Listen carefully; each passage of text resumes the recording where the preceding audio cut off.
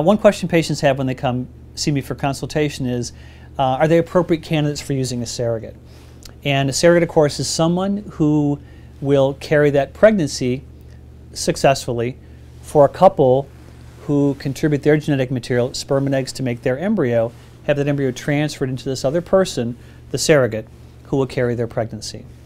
And the classic indication for the use of a surrogate is someone who has a uterus that's not functioning appropriately. So we call that uterine factor fertility. The uterus is really simply this big thick muscular walled organ that has a cavity inside where babies grow. And sometimes that thick muscular wall can form these little lesions that are called fibroids. And fibroids are common. They're found in at least 30% of women. But if there's too many, or if they're too big, or if they're located in a bad place, and they can't be removed surgically, the uterus becomes a poor environment for embryo implantation and the carrying of a pregnancy. And so really any abnormalities physically with the uterus, too many fibroids. There sometimes can be overgrowths of the lining that are called polyps.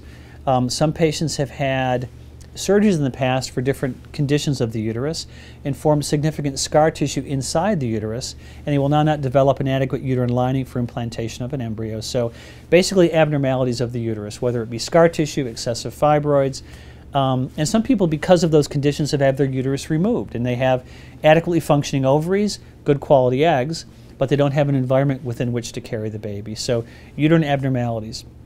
Other patients that are candidates for surrogacy are those that have had recurrent pregnancy losses. Patients come to see us that have had 3, 4, 5, sometimes up to 15 pregnancy losses that have been relatively unexplained. And we try to look through a series of things to try to diagnose why those losses have occurred, but we can't find an indication, or we think we have and tried to treat that and additional losses continue. The next step is really taking their embryos and putting them into a different uterine environment and hopefully having a better chance of carrying a successful pregnancy. So there's uterine abnormalities that are structural or physical. There's women who have a poorly functioning uterus with recurrent pregnancy loss.